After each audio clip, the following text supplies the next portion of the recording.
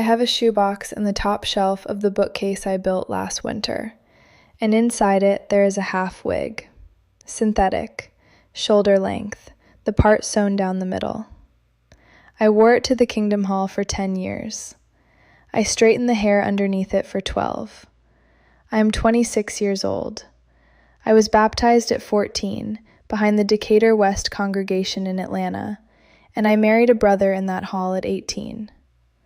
I have been out a year and a half, and there are still mornings my hand goes up to my scalp looking for hair that lies flat, and finds hair that does not. There was a rule about our hair, and it was never printed in any book. No elder ever read it into the microphone.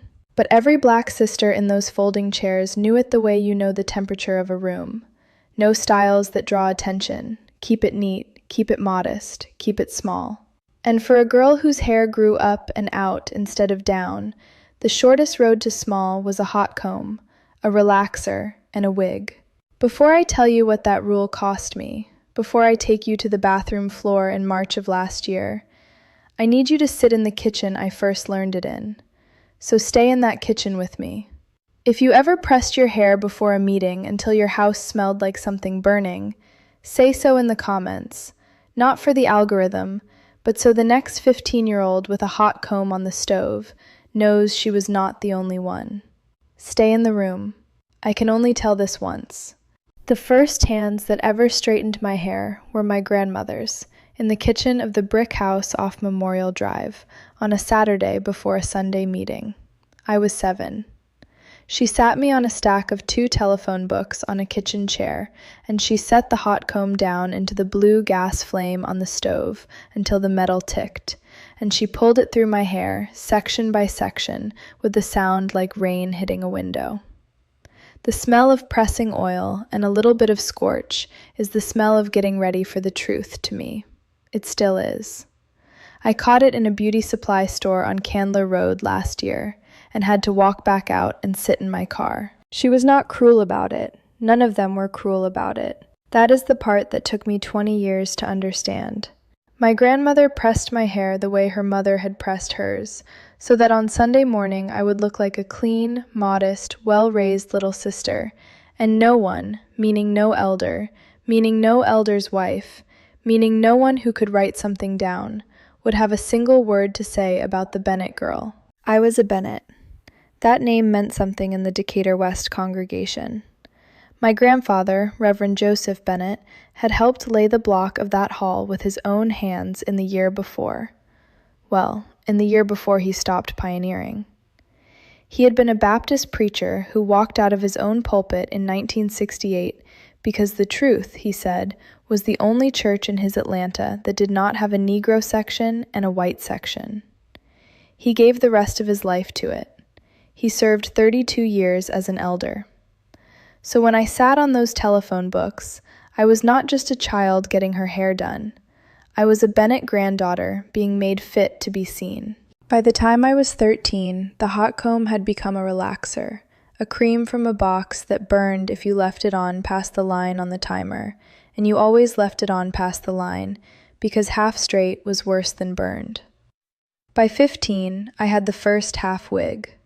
My mother bought it for me at a shop near the South DeKalb Mall, and I want to be careful here because I can hear how this sounds, and it was not a cruelty. It was a gift. It was easier.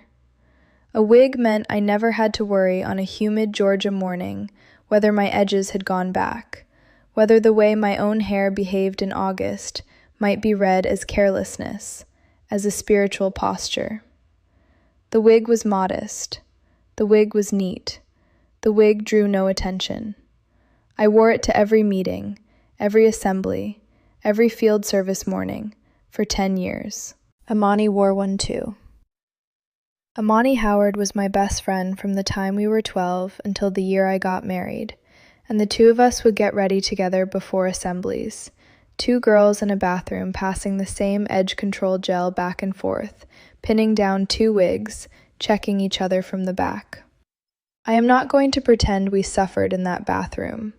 We laughed. We were happy. That is the thing nobody tells you about a cage you are born inside of. You decorate it, and some mornings you are genuinely happy in it. The harm was not that we were miserable.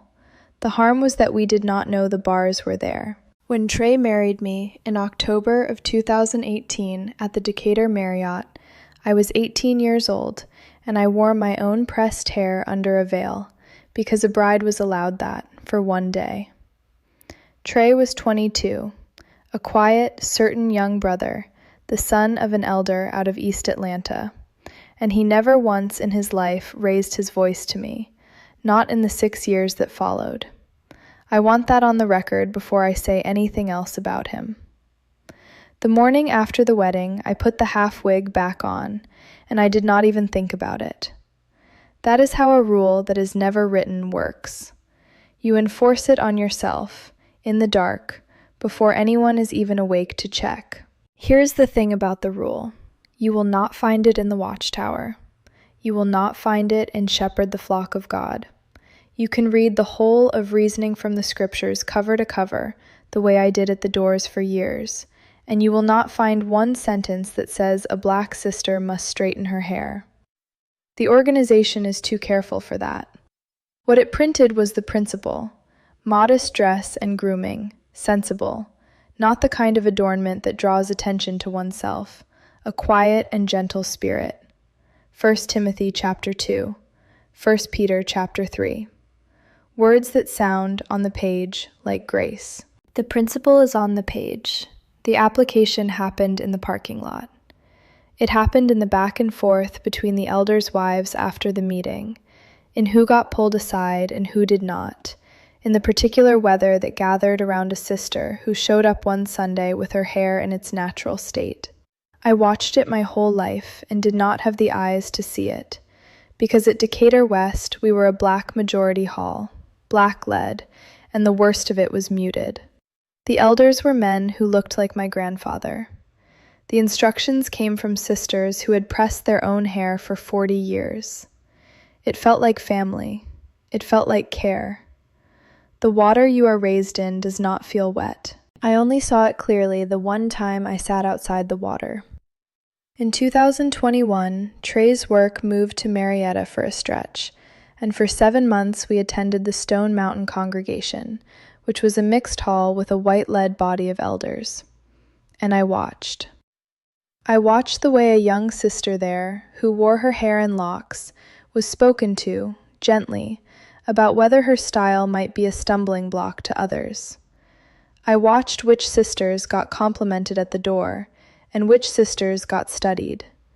There was a stratification in that room so quiet that no one in it would ever have called it by a name, and I am certain the elders did not think of themselves as doing a single thing wrong.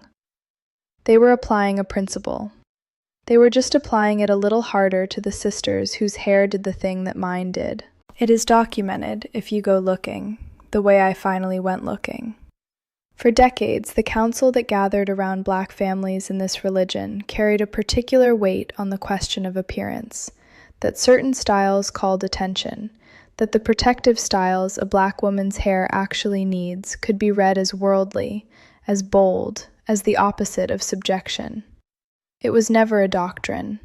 That is the genius of it and the cruelty of it. There was nothing to repudiate because nothing had ever officially been said. There was only the gap between the page and the practice, and that gap is where I lived for 25 years. My mother-in-law lived in that gap too, and I have to be fair to her.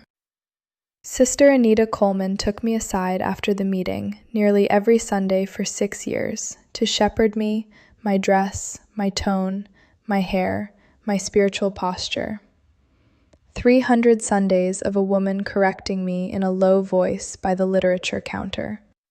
And I hated those conversations, and I have had to set them down, finally, somewhere truer than my own anger. Sister Anita was not a cruel woman.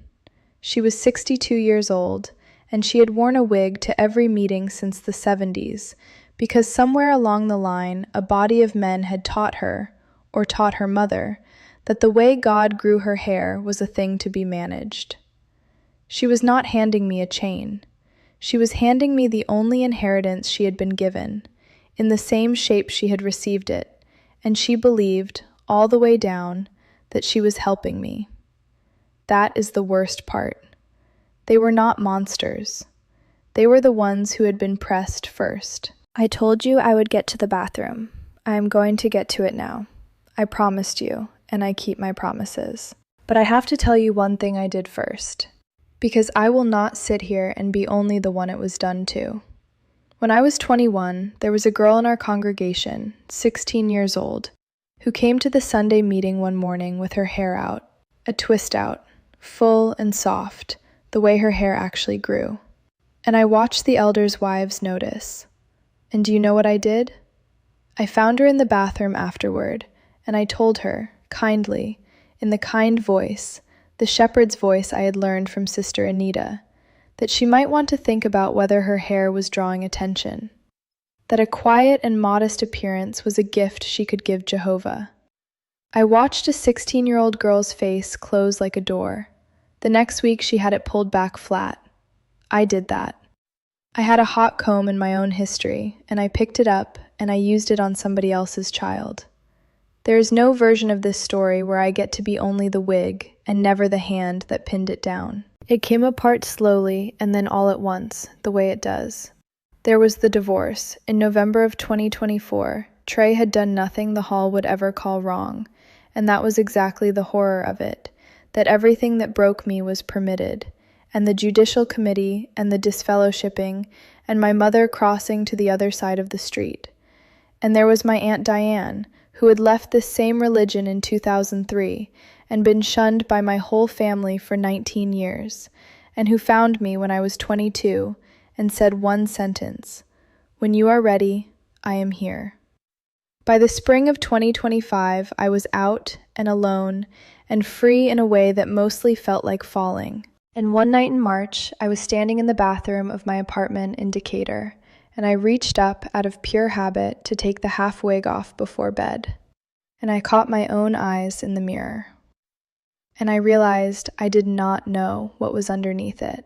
I was 25 years old, and I genuinely did not know what my own hair looked like, grown out, unpressed, unmanaged, just allowed. I had not seen it since I was a child on the telephone books. I had been straightening it or covering it for 12 years, so I took the wig off, and I sat down on the bathroom floor with my back against the tub. And I worked my fingers through my own hair, and it was thick, and it was soft, and it sprang back, and it went up and out the way it had always wanted to, the way my grandmother had pressed flat on a Saturday so the Bennett girl would be fit to be seen. And I want to tell you that I felt joy. The first thing I felt was grief. I cried on that floor for a long time, because I was meeting somebody who had been alive my whole life and shut in a drawer. And I was the one who had turned the key on her every single morning. Aunt Diane told me once, on her own floor, that the body learns a thing long before the mind has any language for it, and that the unlearning runs the other way. The words come first and the body comes last, and the body takes its time. Mine had taken 12 years just to ask the question. And when the word for it finally came, it was not a word from a book. It was the plainest word I had. It was not modesty, it was an apology. There was a part of me they had taught me to be sorry for before I could spell the word sorry. And the apology came due every single morning, in oil and heat and synthetic hair. And I paid it for 12 years and called it obedience to God. I do not wear the wig anymore. The shoebox on the bookcase is where it lives now, and I have not been able to throw it out, and I have stopped trying to understand why. My hair is just my hair. Most days it is in 2-strand twists or pulled back off my face, and it is nothing a single soul would turn to look at on the MARTA, and that ordinariness is the whole victory. Nobody is managing it. Nobody is shepherding it. Nobody is deciding in a low voice by a literature counter whether it is drawing the wrong kind of attention. It grows the way it grows, up and out, toward the light, and I let it. My Aunt Diane comes every other Saturday from Eastlake with a sweet potato pie from the bakery on Memorial Drive, and we sit on the floor of my apartment because I still have not bought a kitchen table. Her hair is silver now, and natural, and cut close, and she has worn it that way since the year she left, since 2003, when cutting it was the very first thing she did, before she found the apartment, before any of the rest of it. She never says much about my hair. She just lets me catch up to where she has already been standing for 20 years. She is 62. She is what I would have been at 62 if she had not found me on a screen at 22 and sent me one sentence. She is the link in the chain that did not break, and she is the reason I could sit down on a bathroom floor and live through what I found there. There are two girls I think about and cannot reach. One is my sister Hannah, who is 21 and was baptized 2 years ago and still lives in our parents' house, and who has been told that I am a spiritual danger, which means she has been told not to read a single word I say.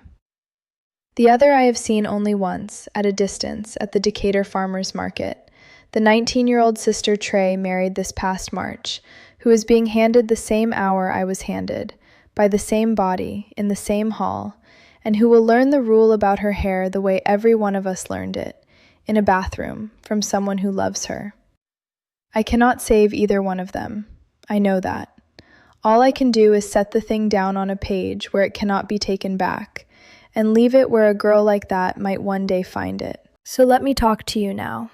If you ever sat on a stack of phone books while someone pressed the part of you that grew toward the sky flat enough to be allowed inside a building, I see you. If you ever pinned down a wig in a bathroom before an assembly and told yourself it was only about modesty, I see you. If you ever stood at a literature counter while a soft, kind voice explained that the way God grew your hair might be a stumbling block to someone, I see you.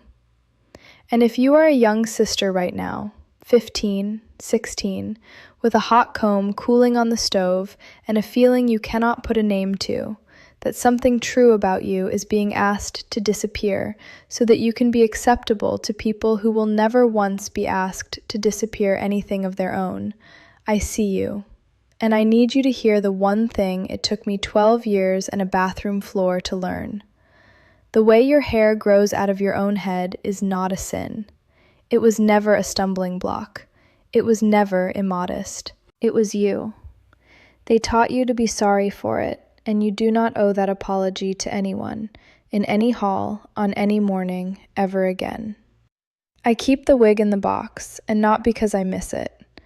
I keep it because some mornings I still need to look at the exact size of what I was handed, and what I handed down once myself, to a 16-year-old in a bathroom, and choose, one more time, not to pick it back up. My grandmother pressed my hair so that I would be fit to be seen. I have decided that I was always fit to be seen. The hall does not own you. I am the proof.